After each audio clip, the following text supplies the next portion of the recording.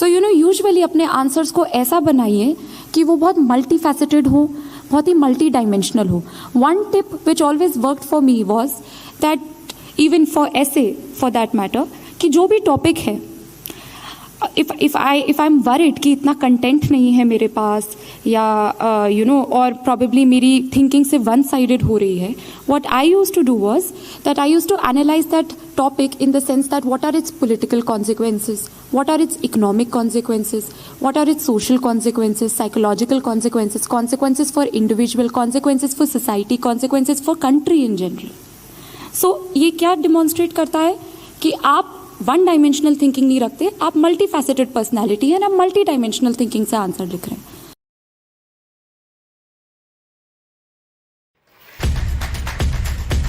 IIT के बाद में आदमी खिचड़ी बन जाता है अगर देखा जाए तो. वो ना तो अंग्रेजी कर रह पाता है ना हिंदी का रह पाता है. लास्ट में लगता है कि मुझे इंग्लिश भी इतनी आती है, हिंदी भी इतनी आती है. तो आपको वहां पे निर्णय लेना बहुत मुश्किल होता है. तो पहला तो ये कोशिश मैं आपको सुझाव देना चाहता हूँ कि अगर आपकी अंग्रेजी थोड़ी सी भी बेटर हिंदी से, अगर आप ठीक ठाक आंसर लिख ले रहे हो तो आपको इंग्लिश मीडियम से जाना चाहिए. लेकिन अगर आप बहुत स्ट्रक्चरल प्रॉब्लम आपकी इंग्लिश में, कि आप इंग्लिश में इमोशनल नहीं हो पा रहे हो, चीज़ें लिख नहीं पा रहे हो, अगर आपकी राइटिंग स्किल इंग्लिश में बेटर, तो आप इंग्लिश में मत जाना बिल्कुल भी. मेरा ये मानना है कि यूपीएससी निकालने के लिए आंसर राइटिंग और मेंस का सबसे बड़ा योगदान होता है.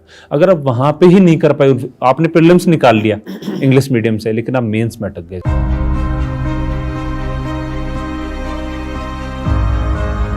देखिए, आंसर तो वो तो डिमांड के हिसाब से, क्वेश्चन किस तरीके से पूछा गया है. खासकर जो उनके वर्ड्स होते हैं ना, डिस्कस, एलाबोरेट और वो कमेंट, उनमें थोड़ा सा एक बार आप देख लीजिए वो किस तरीके से उनका आंसर दिया जाता है.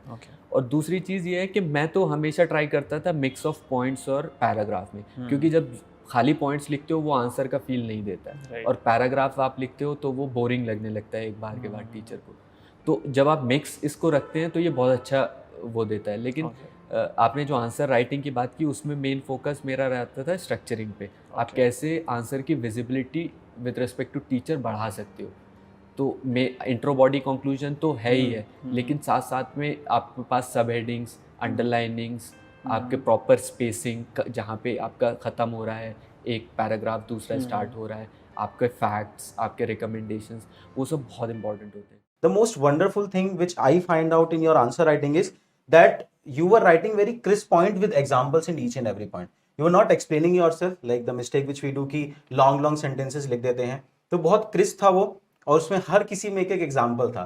तो how did you manage that? कोई नोट्स आपने प्रिपेयर किए क्या हर टॉपिक के, है ना? और वो उतना क्रिस्प मैनर में क्या पहली बार से ही लिखना शुरू कर दिया? So how did that journey go out for you? Sir, notes मैंने प्रिपेयर किए थे थीम वाइज. जो भी जितने भी थीम्स यूपीएससी के सिलेबस में हैं उनके पास मेरे नोट्स थे, उनको मैं अपडेट भी करते रहती थी. अगर कोई मुझे अच्छी चीज न्यूज़पेपर या किसी टेस्ट सीरीज के आंसर से ही मिल जाती है तो या फिर इवैल्यूएशन में मिल जाती है. दूसरी चीज, मैंने बहुत बहुत बहुत सारे पेपर्स लिखे थे. स्पेशली अगर आप टाइमर लगा के बैठिए, एक क्वेश्चन आप वो जो 10 मार्क्स का है वो 7 मिनट में लिख पा रहे हैं, तो आपका खुद ही रिफाइनमेंट हो जाएगी कि आपको शॉर्ट सेंटेंसेस कैसे लिखने हैं. जब आप ऐसे लेके लिखेंगे कि लिख रहे हैं 15 मिनट तक, आप 10 मार्क कर ही लिख रहे हैं, तो आप लिखेंगे बड़े बड़े पैराग्राफ. तो वो डिसिप्लिन लाना पड़ेगा खुद में. थिंक जब प्रीलिम्स खत्म हुआ था तो हम लोग 3 लोग थे. मैं था, कुमार सौम्या मेरे फ्रेंड है, और अनुराग. तीनों बैठ करके हम लोगों ने ये देखा कि यूपीएससी प्रीवियस ईयर क्वेश्चन से काफ़ी क्वेश्चंस रिपीट करता है.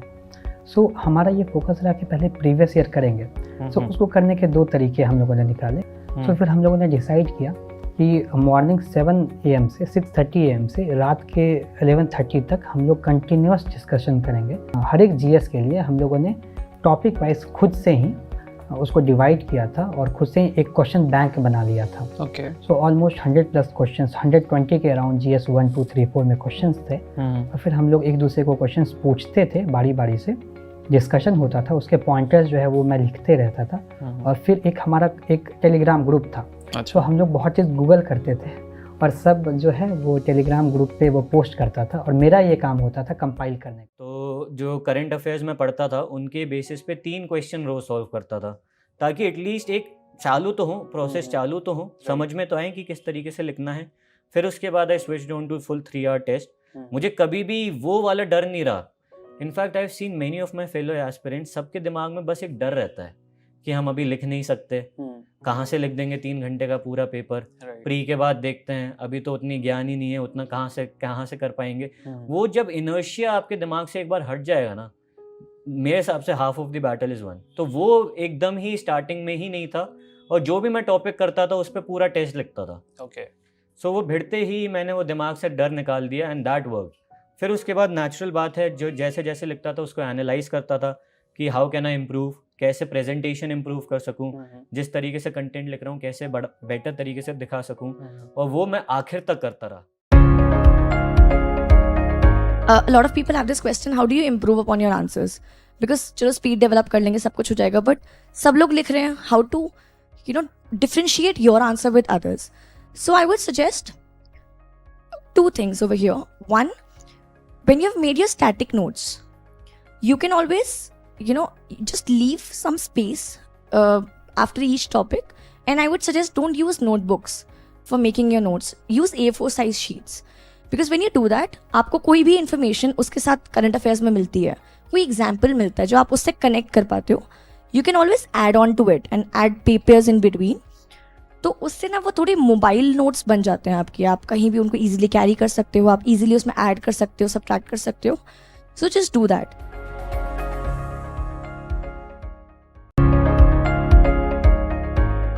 सो GS1 में जब मैं हिस्ट्री की बात कर रही हूँ तो मैं मेनली अभी मेंस की बात कर रही हूँ यहाँ पे। And what you should do for mains is कि GS1 में जब आप लिख रहे हैं आंसर्स, तो आपको कुछ चीज़ें सोचनी चाहिए आपके आंसर्स को कैसे अच्छा बनाती हैं। फॉर एग्जाम्पल आप मैप बना सकते हैं, और मैप बनाने में मैंने देखा है बहुत लोग हेजिटेट करते हैं। फॉर एग्जाम्पल अगर रिवोल्ट ऑफ 1857 की बात है और उसमें आपको एक लोकेशन मार्क करनी है मैप पे कि यहाँ पे 1857 का रिवोल्ट हुआ था, तो इसमें अब सबको लगता है कि हमें पता ही है कि हाँ दिल्ली, मेरठ, ये सब लोकेशंस है, पानीपत है, तो मैं क्यों मार्क करूँ। तो सबको पता है, लेकिन not everyone is drawing the map. तो आप हेजिटेट मत करिए कि ये तो बहुत ही ऑब्वियस है, एग्जामिनर सोचेगा मैं ये क्या बना कर आया हूँ। एग्जामिनर को छोड़ो, आप अब ये सोचो कि आप अपने आंसर में एक मैप डाल रहे हो, and not everyone is putting that effort. तो आप ये छोटी छोटी चीज़ें करिए। आप मैप जहाँ पे भी बना सकते हैं, even in world history, even in geography, आप मैप्स यूज़ करिए।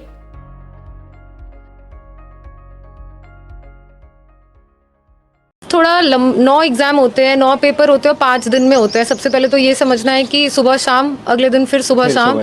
तो इस तरह का आप में स्टैमिना होना चाहिए कि आप 6-6 घंटे दिन में लगातार लिख सकते हैं, और वहाँ सोचने का वक्त नहीं होता है। तो उस लेवल का पहले स्टैमिना क्रिएट करिए। तो मैंने बहुत अभ्यास किया, बहुत प्रैक्टिस की, और मैंने मेंस के पहले 2 बार उसको सिमुलेट किया था कि मैं 3 दिन में 5 एग्ज़ाम लिखूँ।